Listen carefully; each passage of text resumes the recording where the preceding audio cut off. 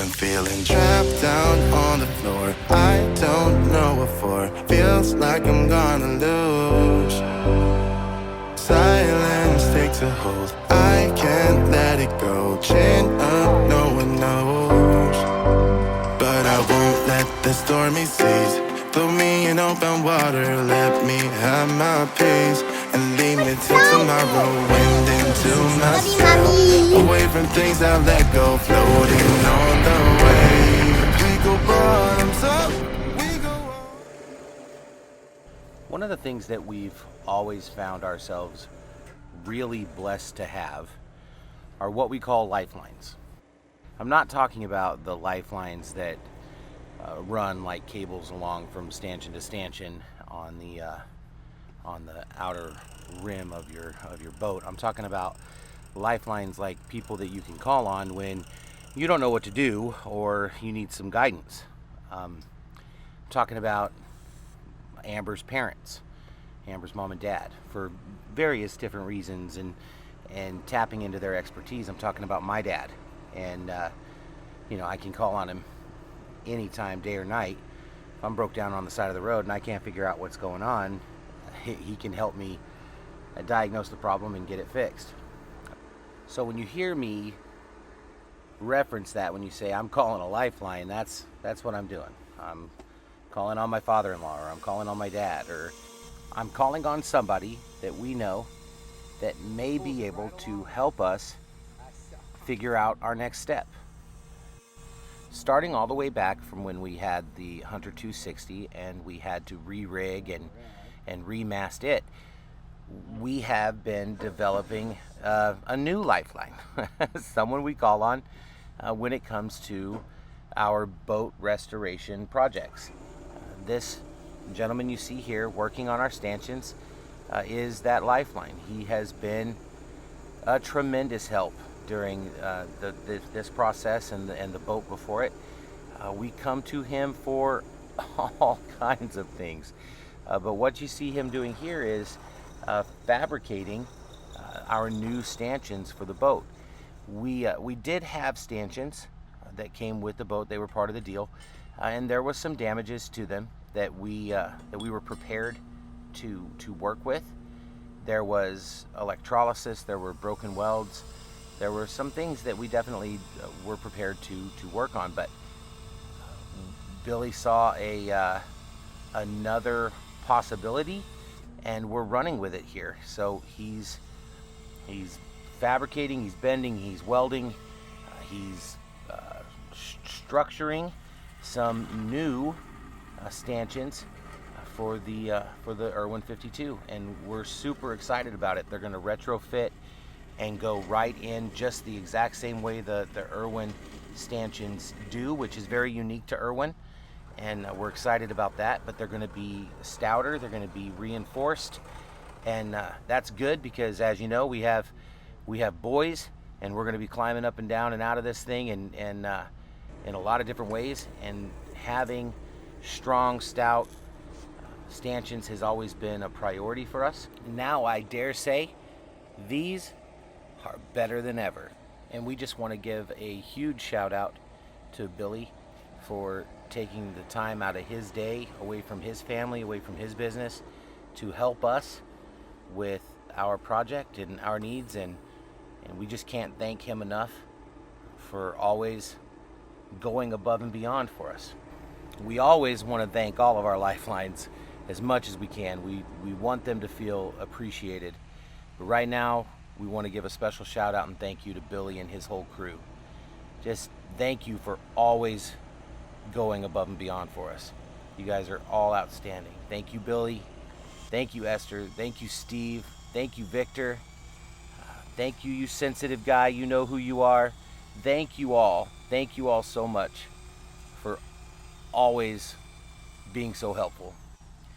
Now it's back to work on the top deck, trying to get things refinished and resealed so that we can prep the sites and prep the stanchion holes and make sure that we're reinforced and ready to go to install the stanchions. We're really excited to do that next. hopefully in the next couple episodes, that'll be something that we can show you guys.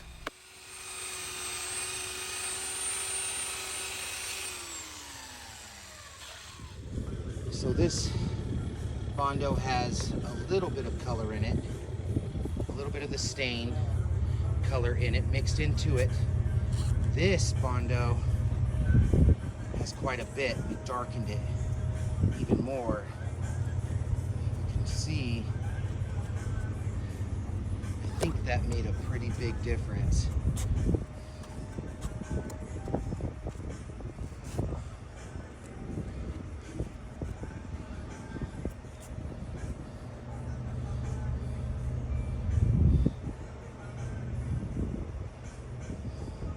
Just got finished pressure washing the interior of our boat, and now we're vacuuming all the dirt and grime that got sprayed down out of the bilge. This all was full of muddy, rotten wood and all sorts of stuff. There's still a little bit in there, but while I was vacuuming it all up, I made it all the way back to that bulkhead. Oh yeah, there's still more in there. But I made it all the way back to that bulkhead, and that bulkhead is a little rotten right there at the bottom. So we're gonna have to replace that soon. It's down here.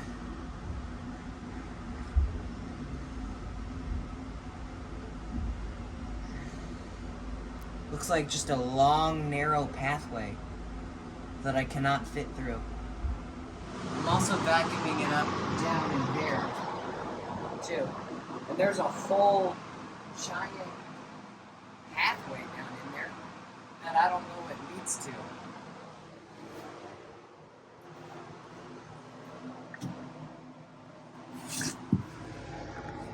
Can you guys let me know what's down there?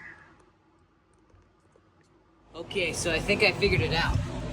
I put a light right there through a hole inside that little area, and it's poking into the engine bay. And as you can see, inside the engine bay, there's another hole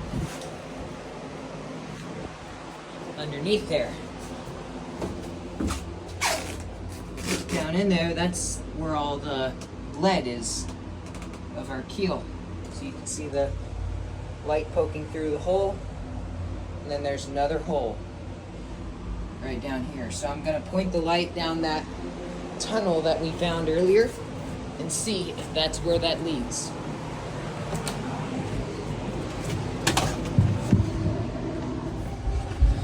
Will I be able to retrieve my lights? Stay tuned. Come here.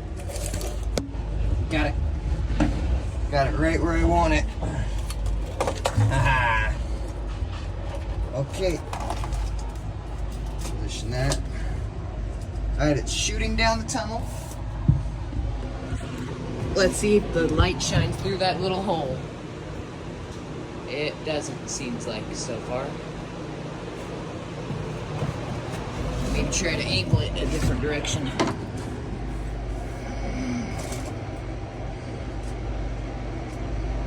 More towards it. Oh? Is that light? Yep, that's where that leads. That tunnel leads down underneath the engine bay. And that probably meets up right over where the engine connects to the propeller. Or through the drive shaft. That's cool. So we're sitting here and we're discussing it. We're wondering if the best option is going to be to just completely glass this in. This right here. What do you think? Yeah, I think that'd be the best option. Aiden wants to completely glass it in. But this goes directly down into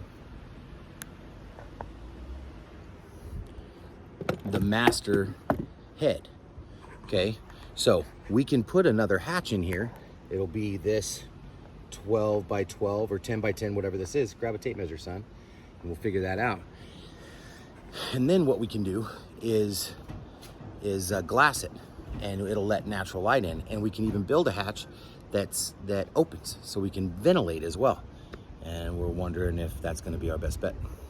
So, I mean, we're kind of debating right now whether to completely glass it, build a new hatch, just frame it right into this opening already, make it glass so that, you know, or plexiglass so that it'll let light in, and then make it ventilatable, you know, openable, so you can let air in too. I think that would be great.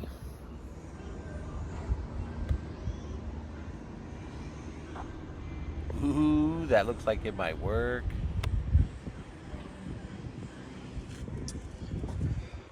So all these hatches are not just a ton of random different sizes. A lot of them have a match. Okay. This one is a 21 by 21 square. It's the opening? Yeah, the opening. So point to the tape measure from where to where? So it's inside. From the inside right ledge there to the inside ledge is 21 inches. 21 inches. And they raise up twice off the deck. Yeah. There's a lip and then another lip. And then they're hinged off that lip right Off there. this lip right here, yeah. Okay. So that's 21 by 21. This one was 17 by 17. There Okay. are 4 of these. That one's 12 and a half inches by 12 and a half inches. There's only one other one like that. 12 and a half by 12 and a half. 12 and a half by 12 and a half. And this one was what? This one was 17 by 17. Okay.